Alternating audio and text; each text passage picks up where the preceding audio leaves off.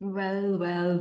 Hello to all the lovely people. This is Utsav Kamboj and welcome to another studio session. I am so excited to be here with you guys today. This is the first session that we are doing, and I hope you guys are getting a lot of insights, a lot of things that you guys needed help with because I really wish I had this when I started. This is the first session. A very warm welcome to you guys. Hi, Himil. Hi, everyone. Just a quick heads up. If you guys have any questions, just put them in the Q&A, all right? I'm going to talk about a particular topic for 15 minutes and then I'm going to take your questions. So, the conversation we are having today is about how do you take quotations from contractors, okay? So here's the thing. In the last session, we talked about how and where do you hire contractors, and I talked to you guys about this one thing that what kinds of contractors are there, and how many contractors do you need? How do you go about it, basically?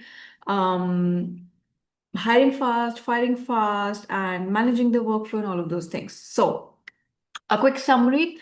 There are generally two types of contractors. Number one is a person who is like one umbrella contractor. What do I mean by one umbrella? Means there's one person.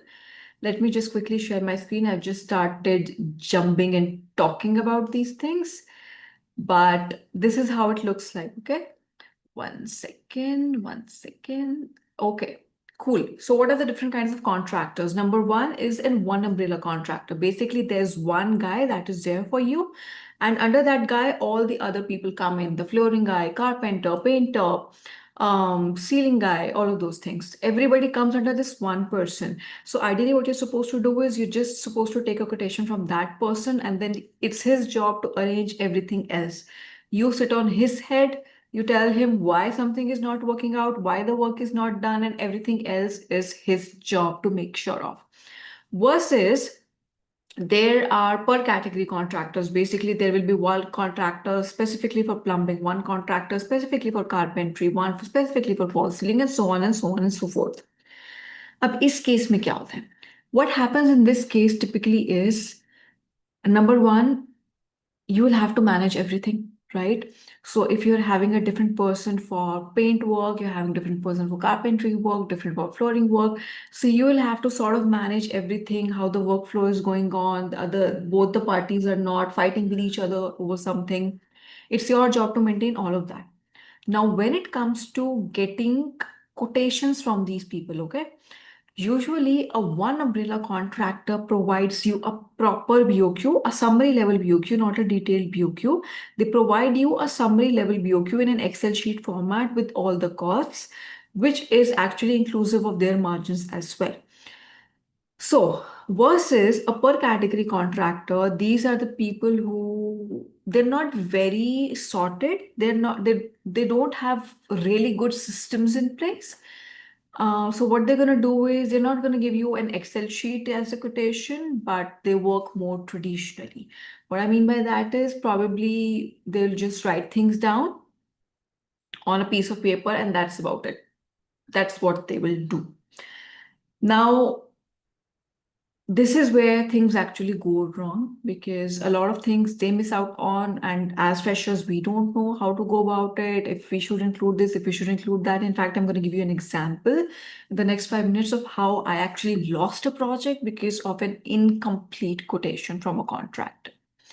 Okay, so let's talk about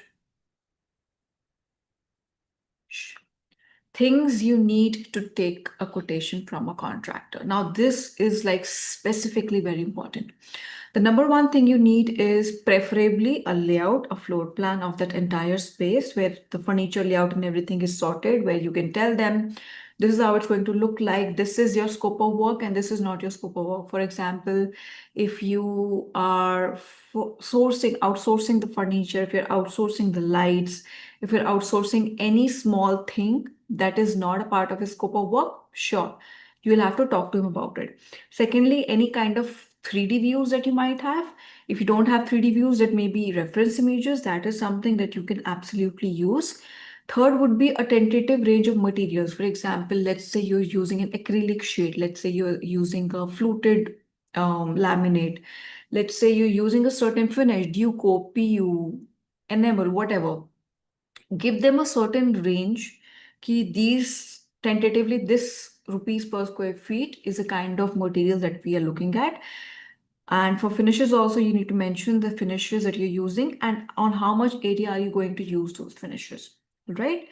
And of course, the location and the timeline of the project is absolutely important, because let's say if it's a commercial project and the client is like very, very, very aggressive कि नहीं मुझे तो एक महीने में आप सब कुछ ready करके दो, then of course the costs are going to go higher on the contractor side. But if let's say the project is yet to start, they have good 2 to 3 weeks of time to start the project, and the timeline is not too packed, it's like a decent timeline, jitna time lagta hai utna hi, then of course the costings are going to be different. Usually what happens is, let's say it takes 2 months to finish a particular project, but you would want, or the client is expecting that we finished in a smaller timeline, let's say 5 weeks or 6 weeks. In that particular case, what will happen is the contractor would probably deploy his men in the night also. So दो तरह की चाल चलेंगी, one in the day 9 to 6 and one again in the night 9 to 6 or 6 to 3 or whatever. Okay, that is how the workflow is going to be, so we can finish the work on time. So in that case, the labor is usually on the site, they stay there on site, so their food and everything, all of these things need to be managed in that case. Okay. Now, what are the other things that we need? So right now we talked about these are the 5 things that you need to discuss to take quotation. These are the things that the person will take a calculation of कि अच्छा ये करना है, ये करना है, ये करना है, and then they will give you a quotation. अब इसके बाद आता है कि scope of work कैसे discuss किया जाता है. Okay. So discussing scope of work is not a very rocket science. It's a very simple thing. Number one, you have the layout, you have the 3D images, or you have the reference images. Just explain the design briefly. What kind of design we're looking at, what kind of flooring we're looking at, tiles use कर रहे हैं, पत्थर use कर रहे हैं, क्या use कर रहे हैं, tentatively what kind of budget material are we looking at, and talk about the materials, talk about the finishes, discuss the timeline, and then ये 4 चीजें important हैं. Discuss the workflow. For example, if let's say there is going to be demolition, right? You're expecting some sort of wall, a non-load bearing wall to be demolished in between, okay? So then the demolition will happen. Then what would be his next step? If let's say you are, adding some electrical points. So then after the demolition has happened, the electrical guy will come into the picture first. He will finish his job. Then the civil guy will come into the picture. So that once he's done with all of his GD work and all of that, then the, civil guy comes and finishes all of the services in one go. Or how would he want to approach this? So discuss the step-by-step workflow. Is he going to, divide the site into two? That's because that's ideally what should happen. If let's say 2 different contractors or 2 different kinds of work are going at the same time, let's say fall ceiling चल रही है और हम यहाँ पे शुरू flooring भी start करना चाह रहे हैं, तो we divide the site into 2 parts. Zone A is where the false ceiling is done. We let it dry out for another 48 to 72 hours. After that, we start with the flooring work. In the meantime, the false ceiling guys move to Zone B and they start all the false ceiling work there, and the flooring guys are here. So you divide the site into 2 parts or 3 parts or 4 parts, depending on how big the site is. And then you create that workflow so that nobody's interfering in each other's work. That's how we do it. Okay, so when you're discussing the scope of work, it's very important for you to discuss the workflow. This way you'll understand how efficiently this person can manage the entire project without you getting any fingers pointed at you. Because as the architect, as an interior designer who is technically leading the project, clients come to us and clients, point those fingers at us because we are managing that project. Everything is under us, right? So anything that goes haywire on the contractor's part, it comes to us. The fingers are pointed at us. Now, when you're hiring a contractor or when you're taking a quotation from a contractor, this is also something that you would want to discuss to understand how efficient this person is. Okay. And the last most important thing that I want to talk about here is there should not be any communication gap. Don't consider that your contractor, whoever that you're talking to, is a person who knows everything. Think of this person as a 10-year-old kid. So you tell them exactly what to do, exactly step by step, that we want to do this, we want to do this, we want to do this, we want to do this, we want to spend only this much amount of time to get it done. Point out everything to them. But you also talk about what not to do. You always have to remember, with clients, with sites, the more clearer the communication is, the more you filter out what is not supposed to be done, there will be less scope for loopholes, there will be less scope for things going haywire or any kind of crisis getting created, right? Now comes the next one, which is, I mean, I know this goes without saying, but I don't know why I have to say this again and again. If it's not happening on paper, it's not happening. I'll tell you why. This one thing happened. I don't know how many of you know this, but I actually ended up, I'll say ended up, doing my first 7 projects for free. This is close to 9 years, 9 years back, I think 8 years back. And one of that project, out of the 7 project, one of the project, it's a really funny story. We were designing a salon, and that was my first time designing a commercial space. Okay. And we spoke to this false ceiling person who was going to bring his own material, as well as who was going to do the entire false ceiling job in that salon. Okay. And the client was, she was a pretty shitty lady, very shitty lady, मतलब very like ungli karne wali and all of that. Fine.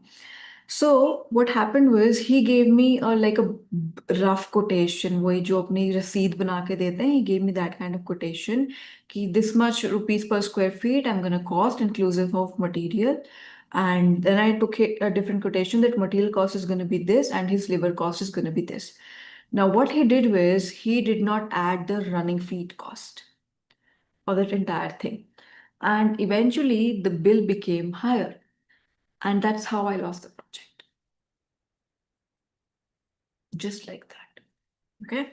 So number one, if it's not on paper, it's not happening. So unless you've taken a proper BOQ, in case of one umbrella contractor, take a proper BOQ.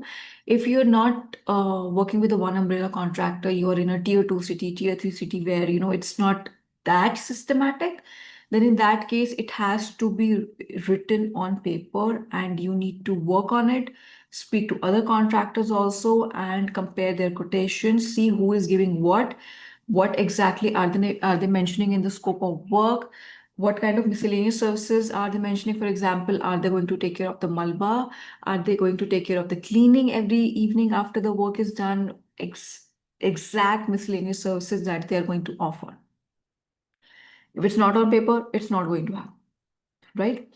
Now, what comes in case the contractor is coming from the client side? Because that happens to us a lot in terms of, when we are just starting out, it's just the first couple of years, the clients are like, "Can you have the contractor se kaam karana?" And that happens a lot.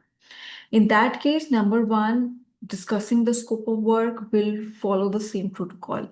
You explain the design in detail because the design has now been finalized technically. So you explain the design in detail.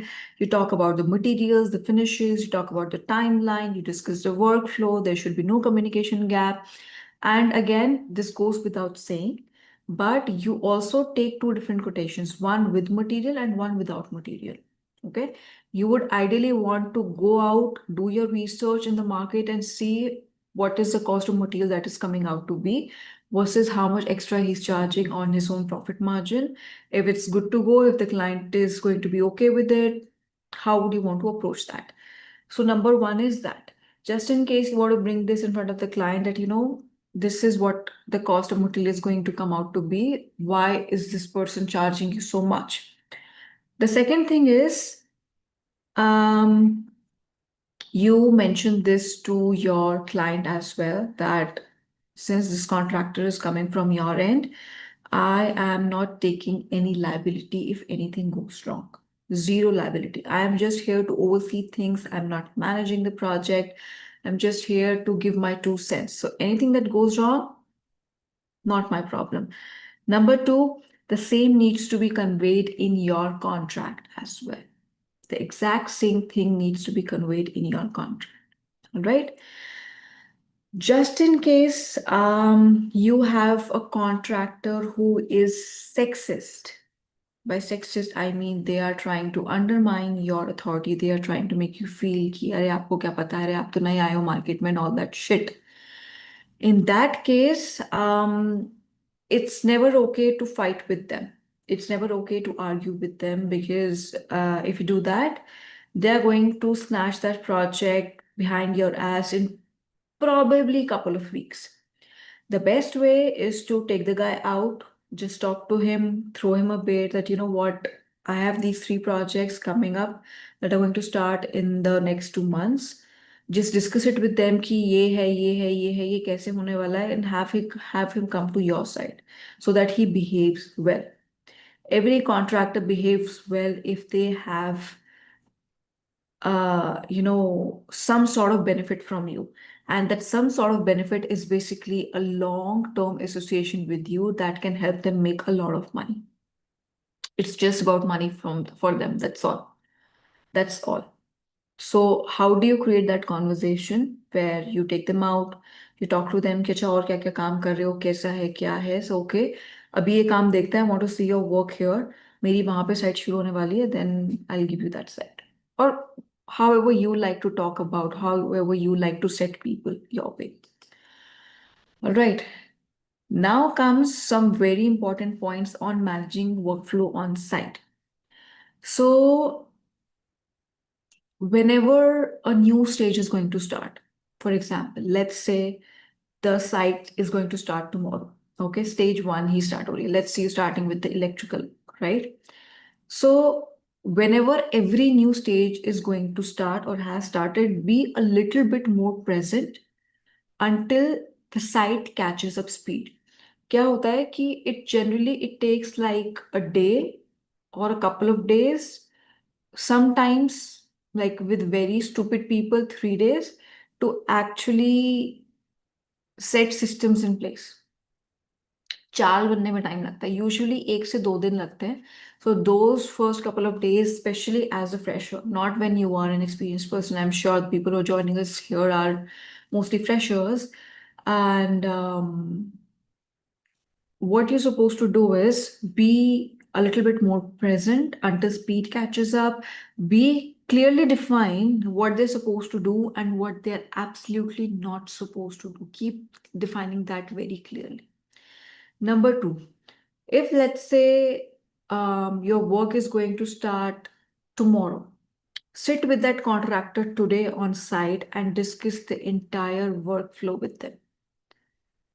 What are we going to do first? Then what are we going to do? Then what are we going to do? And so on and so on and so on. What you're supposed to do here is you're also supposed to ask them questions कि ये आप कैसे करोगे, वो आप कैसे करोगे, how are you going to approach this? And this is also how you gain a lot of knowledge from them also कि वो कैसे करने वाले. Instead of saying कि अच्छा आप ये कैसे करते हो बताना, just generally you can ask, कैसे करोगे? How are you going to approach this? And just have a discussion. Ask your questions wherever you have doubts. Make it sound like you genuinely have a doubt. That's all. Number 3, of course, in case of multiple teams, what you're supposed to do is, if let's say plumber भी चल रहा है साथ में, right? Electrician भी चल रहा है साथ में. वैसे तो it's a bad idea to keep both of them together. But worst case scenario, if you have 2 different contracting teams working at the same time, you divide the site, you divide the zones. एक पूरा एक cycle बनाओ. One person starts from there. When that person moves on, then the second person jumps in, and so on and so on and so on and so on. Not more than one contractor per space should be there. Otherwise, it creates a lot of hazard. A lot of hazard. They end up fighting.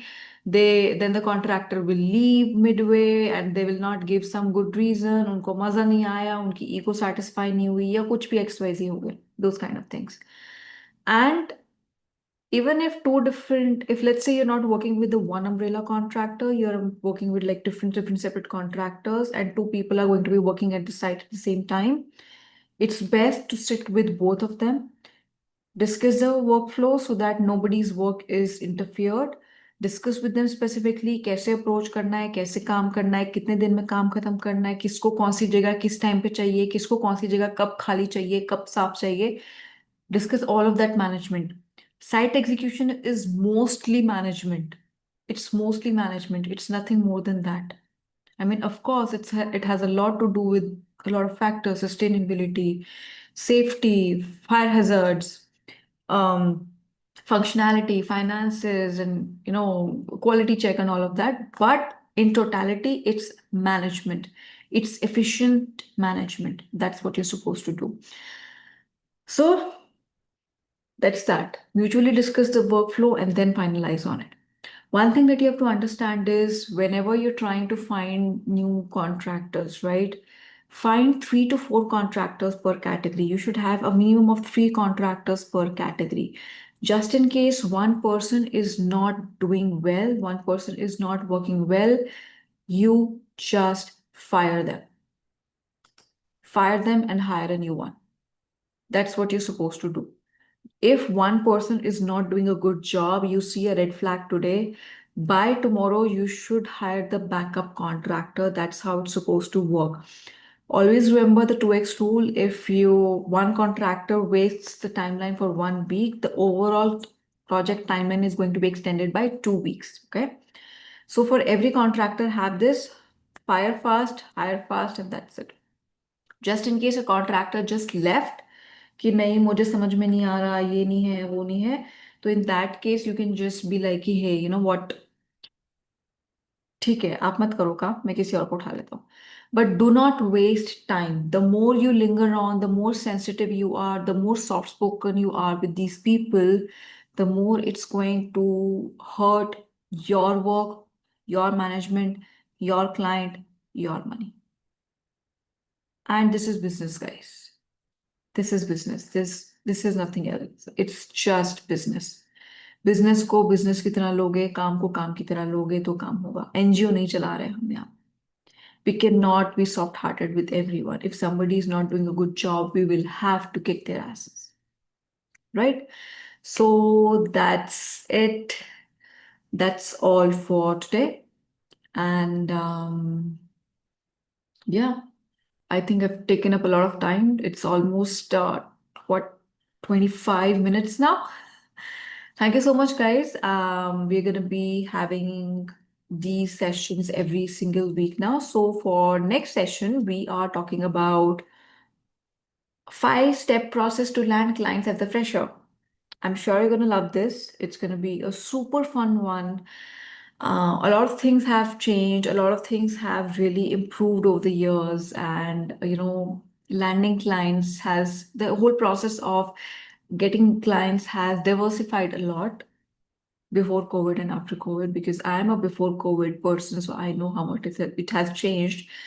So that's what we're going to talk about. Thank you so much for joining me here. I am architect Utsav Kamboj. I'm an architect. I'm an urban designer. I am the co-founder of Upscale Architects. We are 3 architects based here in Gurgaon, and we do a lot of work in residential and commercial architecture and interiors. And I'm going to keep doing these sessions for a while until I literally run out of topics. Yeah. All right. Thank you so much for joining in, and bye-bye. Thank you.